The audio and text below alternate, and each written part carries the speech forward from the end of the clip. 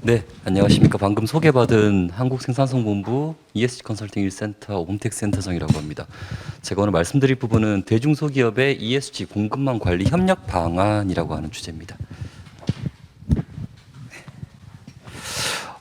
사실은 이제 KPC는 이 공급망 관련된 부분은 사실 좀 오랫동안 관심을 가져왔습니다. 지난 2012년부터 공급망 ESG 그리고 중소중견기업의 ESG 관련된 부분에 이런 이제 사업을 좀 전개했었고요. 저희도 이렇게 많은 기업을 컨택했었는지 모르겠는데 이제 한 1,400개 정도 기업을 저희가 실사를 해봤었습니다. 오늘 이 자료는 저희가 10년 동안 한 1,400개 정도 연간 한 100개 이상씩 저희가 방문해서 얻어낸 이 결과물을 토대로 해서 우리 기업들과 그리고 어떤 인사이트를 남길 수 있는 부분으로 조금 전개하도록 하겠습니다. 네, 공급망 ESG의 진화라고 쭉 말씀드렸는데 사실 진화라고 해야 될지 혹은 우리에 맞는 스테이투스 선택해야 된다라고 할지는 모르겠지만 어떻게든 기존의 공급망이 단순하게 구매, 리스폰시블 소싱이라든지 아니면 로 머테리얼에 대한 책임이었다라고 하면 지금은 점차적으로 더 협력사에 대한 ESG 전반으로 확대되고 있는 부분은 사실입니다. 자, 어떤 부분이 옳다, 그러다라고 하는 걸 떠나서 글로벌리하게는 이렇게 진화하고 있다라고 하는 걸 좀 말씀드리고 싶고요. 물론 글로벌과 국내 상황은 조금 틀립니다. 국내 같은 경우에는 위닝 그로스, 동반 성장이라고 하는 강력한 모토가 있기 때문에 앞에 있는 위닝 그로스와 윤리적 구매가 같이 혼용되고 최근에는 이 공급망 ESG까지 접목되는 양상을 나타내고 있습니다. 자, 여기서 말씀드릴 부분은 어떤 부분이 옳다, 그러다라고 하는 부분이 아니라 이렇게 변화 양상을 나타내고 있다라고 하는 걸 좀 말씀드리고 싶습니다. 실제로 많이들 이제 동반 성장과 공급망 ESG에 대해서 같이 쓰시기도 하시고요. 조금은 다르게 이해하시기도 하십니다. 공급망 ESG의 기본적으로 가지고 있는 개념은 우리 공급망이 가지고 있는 위험 관리, 잠재 리스크 관리를 목적으로 합니다. 하지만 동반 성장이라고 하는 부분은 조금 더 사회적 관점으로 발전하는 부분이 있죠. 자, 글로벌 기업들이 철저하게 이 공급망 ESG라고 하는 부분으로 진화해 왔다라고 하면 우리 기업들은 사실상 이 두 개가 조금 더 혼용되어 있습니다. 많이들 공급망 ESG를 잘한다라고 하는 기업들도 결국에는 동반 성장과 얼라인해서 함께 우리 대중소기업들이 ESG를 같이 추진할 수 있는 방안을 모색한다라고 보시는 게 가장 맞을 것 같습니다. 조금 더 말씀드리지만 이제 중소기업 현장을 가보면 사실 이제 글로벌 기업들이 취하는 것처럼 패스페일 방식 혹은 익스클루전에 대한 리스트를 만드는 것들 배제하는 거죠. 하지 못하면 이제 그런 방식보다는 오히려 조금 더 같이 ESG를 추진하고 상생할 수 있는 이 방안을 모색해 달라라고 하는 목소리도 꽤 많습니다. 자, 글로벌 규제 같은 경우에는 여기에 규제가 어떻게 진화 발전되고 있다라고 하는 거는 이제 뒤에 김재호 교수님께서 너무나 자세하게 설명해 주시기 때문에 저는 요 밑에 메시지만 남기고 다음 페이지로 넘어가도록 하겠습니다. 전체적으로 공급망은 이제 윤리적 영역에서 전략적 필요 영역으로 전환 중이다라고 하는 부분입니다. 자, 아까 말씀해 주셨다시피 2015년에 모던 슬레이버리 액트를 비롯해서 이제는 인권에서 공급망 전반으로 진화하고 있는 것은 분명합니다. 그렇기 때문에 국내 혹은 국내에서 글로벌 기업의 오일을 하고 있는 이런 기업들조차도 전반적으로 이 공급망 ESG에 대한 관심도가 높아지고 있다. 그리고 이런 부분이 점차적으로 더 필수 영역으로 전환되고 있다라고 하는 것은 분명한 사실인 것 같습니다. 자, 뒤에 세 가지는 우리 기업들, 우리가 가지고 있는 우리 국내 탑 기업들의 현황에 대해서 잠깐 말씀드리고 현장 그리고 우리가 어떻게 협력해야 될지에 대해서 말씀드리겠습니다. 자, 서플라이어 코드 오브 컨덕 이거는 국내 시총 50개 기업을 저희가 조사한 결과입니다. 물론 50개 기업을 한정했지만 이제 100개로 늘어나면 이 수치는 아마 더 떨어질 겁니다.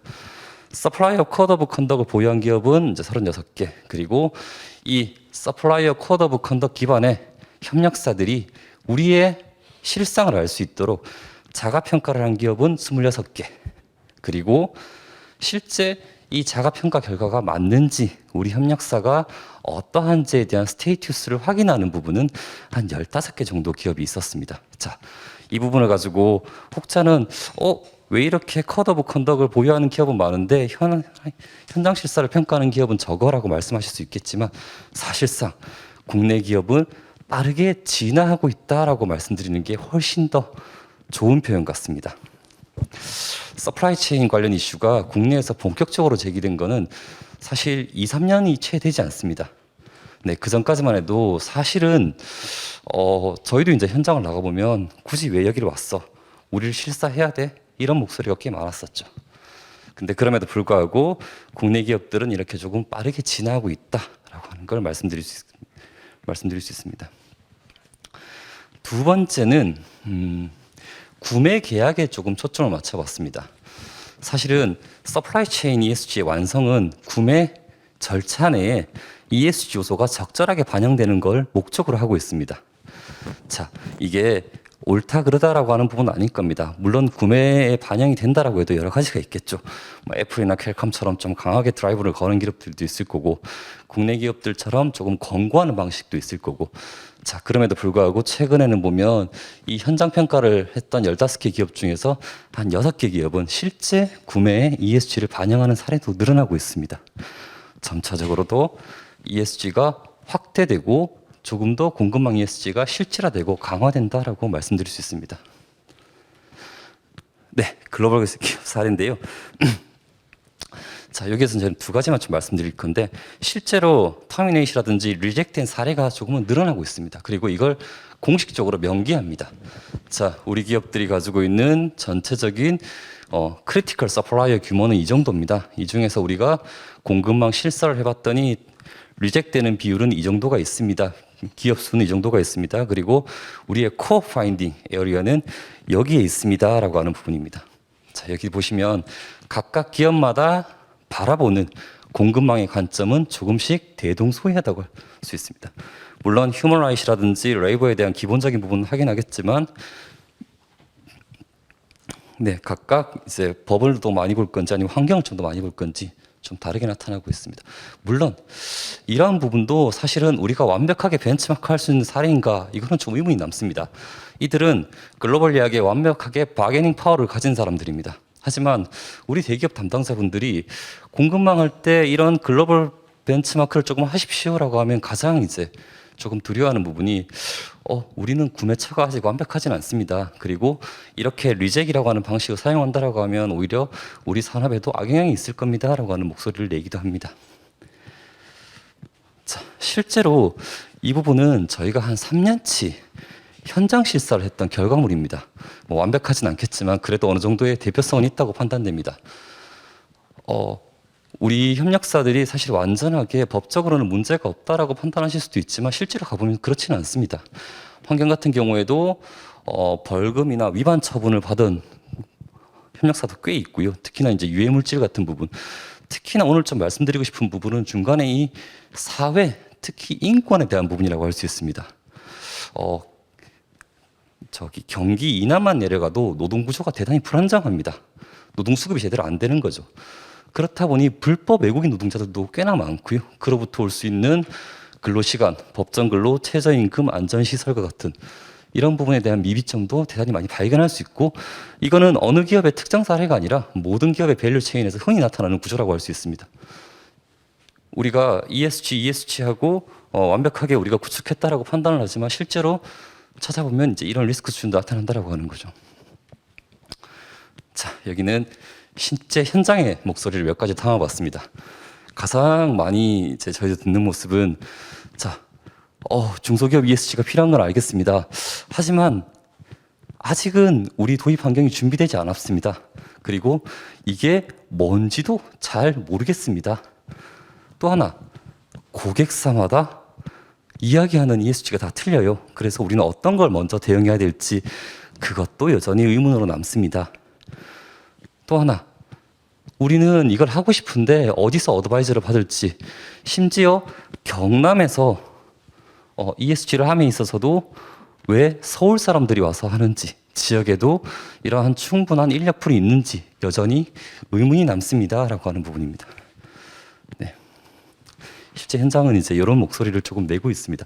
물론 이 말이 대표할 수는 없겠지만 그래도 한 2, 3년 정도 안에 제일 많이 들었던 단어가 이제 이런 단어라고 할 수 있습니다.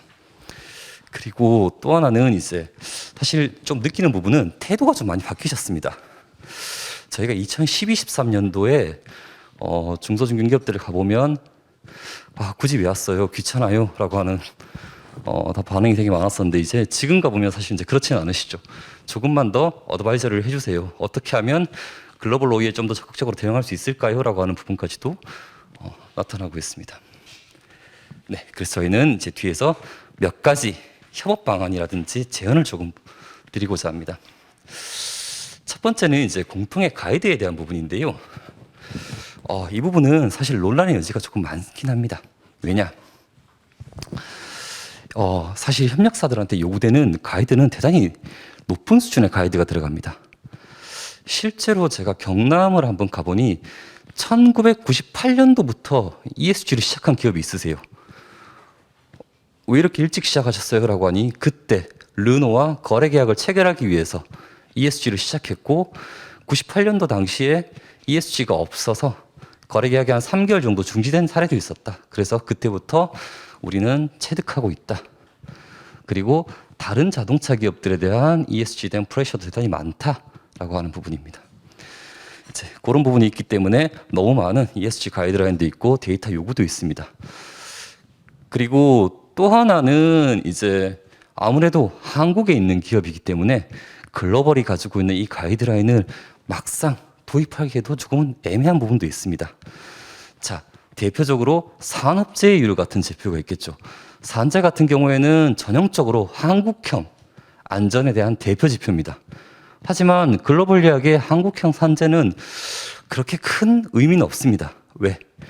한국이 가지고 있는 부분, 중국이 가지고 있는 부분, 독일이 가지고 있는 산재 기준이 다 틀리기 때문이죠.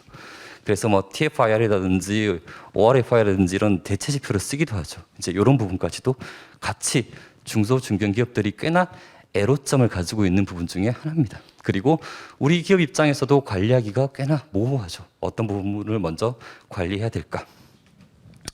그래서 조금 이제 제안 드릴 때는 물론 이제 KESG가 이 부분을 충분히 대신 대체할 수 있는 그런 가능성도 있겠지만 전체적으로 산업별 이니셔티브가 그리고 글로벌 고객 요구, 국내 법 제도 변화 그리고 이러한 공통 표준이 반영된 공급망들 중소중견 기업들이 먼저 추진해야 될 ESG 가이드라인을 제시하는 것도 방법일 것 같습니다. 사실 저희 같은 경우에도 94년까지는 거의 앞에서 보셨던 이 글로벌 지표를 그대로 사용했습니다. 하지만 꽤나 애로점이 많았죠.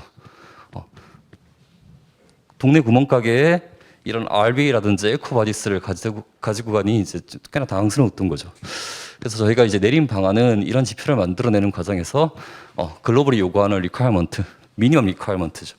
플러스 국내 법이 요구하는 부분. 그래서 이걸 통해서 최소한 우리 대기업들이 협력사랑 거래할 때 법적 리스크는 피하자.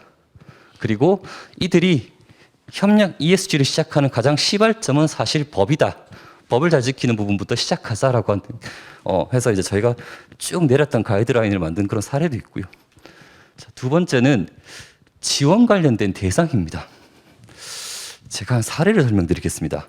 사실은 대기업의 1차 협력사는 오히려 조금 상황이 나은 상황이세요. 어느 정도 믿을 만한 형이 있기 때문입니다. 그렇죠? 그리고 우리 대기업들은 공급망 ESG에 대해서는 대단히 친절한 기업들입니다. 제가 충청도에 한번 가봤었는데 그때 화장품 관련 기업이었습니다. 국내 화장품사 실사를 하러 내려갔었는데 대단히 좋아하시더라고요. 왜 이렇게 저희를 좋아하세요? 라고 하니 국내 공급망 실사는 오히려 편하다. 그리고 좋다. 왜 그러냐? 하니까 첫 번째 비용입니다. 자, 우리 앉아 계신 기업들은 공급망 실사 갈 때 우리 협력사한테 비용을 부담하지는 않습니다. 하지만 글로벌은 틀립니다. 로레알 같은 경우에는 한 번 실사를 받을 때마다 적게는 300, 많게는 500까지도 우리가 실사업체한테 제공해야 되는 비용이 있죠. 자, 그렇기 때문에 국내 대기업의 1차 벤더는 오히려 저희가 가지고 있는 이런 동반 성장 프로그램 혹은 실사 과정을 통해서 어느 정도 리스크 커버가 됩니다. 하지만 좀 더 애매한 부분은 이 2차 그리고 N차에 대한 부분입니다. 왜 이 말씀을 조금 드리냐면 2차, N차 같은 경우에는 최근에 필요성이 좀 증가하고 있습니다. 왜 이러냐라고 하면 자, 최근에 로우 머테리얼 관련된 이슈가 대단히 높아지고 있습니다. 대표적으로 분쟁 광물이 있죠. 분쟁 광물은 우리 전자제품 속에 어떻게든 분쟁 지역에 들어간 광물이 들어가면 미국이나 유럽으로 수출이 안 되죠. 그 광물을 추적하는 과정은 N차까지 들어가야 됩니다. 그러면 결국 2차, 3차, N차까지도 공급망 ESG 영역에서 피해갈 수 없는 부분이고요. 지원의 사각지대로 남을 수도 있습니다. 대단히 애매한 부분이 있죠. 그리고 또 하나는 이제 여기 보시면 협력사가 조금 복합적으로 전개되는 부분도 있을 겁니다. 어떤 부분이냐면 저희가 국내 A사 실사를 갔는데 그 업체가 보니까 저희가 이전에 갔던 곳이더라고요. 다른 잣대를 가지고 그 기업은 두 가지 실사를 같이 받게 되는 부분입니다. 이런 부분도 협력사들이 가장 조금 모호하고 애로사항이 있는 부분 중에 하나입니다.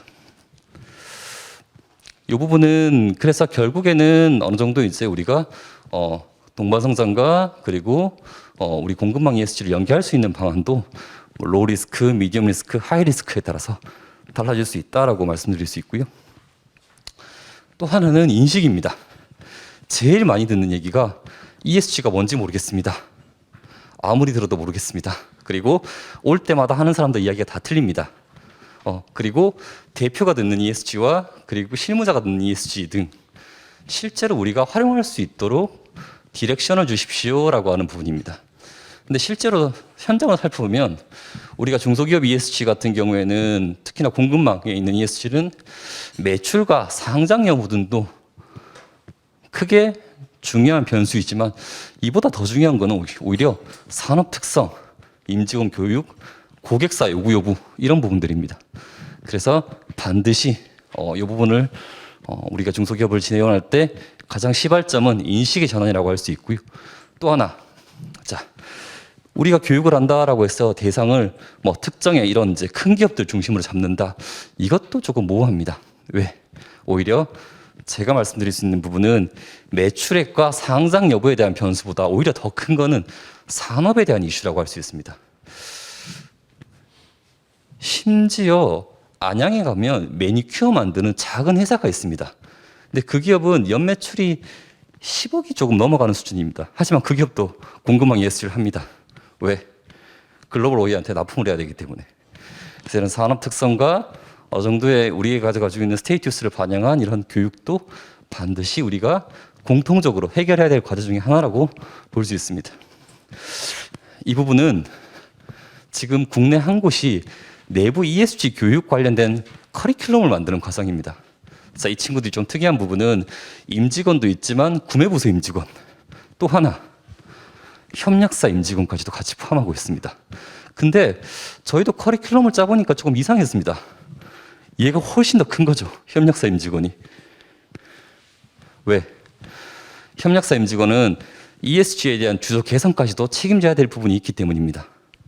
실제로 받는 부담은 더 클 수 있습니다. 그리고 우리가 이렇기 때문에 이들 대상으로 교육이라든지 관련 정보를 충분하게 제공해야 되는 부분도 이제 여기에 있다라고 판단됩니다.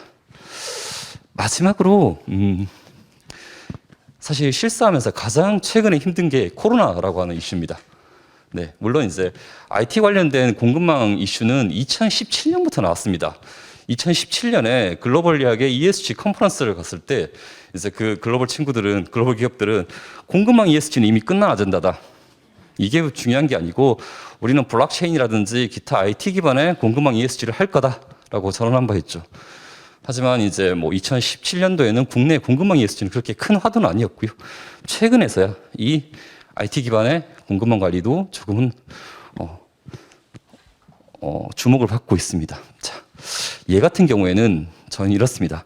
자, 실제 이 우리가 IT 기반의 공급망을 실현한다라고 하면 이제 기업 입장에서는 충분히 우리 협력회사가 가지고 있는 스테이투스, 그리고 이들이 어떤 강약점을 가지고 있다는 부분, 그리고 어떤 개선 의지를 가지고 있다는 부분까지 확인할 수 있습니다.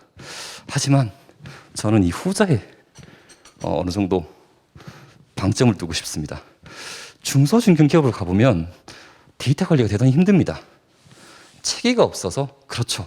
근데 더 하는 거는 담당자가 매년 바뀝니다. 그래서 오히려 저희가 가지고 있는 데이터셋이 기업이 가지고 있는 것보다 더 정확할 때가 꽤나 많죠.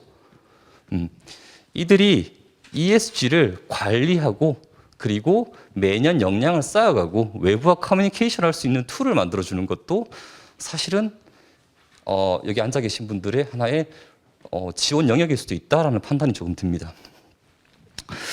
KPC는 그래서 이제 2017년부터 이 공급망 관리 ESG 플랫폼을 조금은 연구해 왔었습니다. 사실 저희도 이제 대단히 많은 이제 시행착오가 있었습니다. 저희 기본적으로 가지고 있는 플랫폼은 뭐 자가 평가, 현장 진단, 그리고 모니터링, 앞으로는 대외 공시까지도 조금 염두에 두고 있는 부분인데, 네, 그럼에도 불구하고 여전히 완전한 부분은 아니고요. 아직까지도 많이 조금은 이제 시행착오를 겪을 만한 이제 이런 부분이라고 할 수 있습니다. 네, 제가 한 15분 정도 말씀을 드렸는데요. 자, 서머리하면 현장에서 ESG 관련 요구는 대단히 높습니다. 생각보다 더 높습니다. 이 부분은 우리가 ESG를 해라라고 해서 높은 게 아니라요. 사실은 그들의 사업과 밀접적으로 관련이 있기 때문입니다.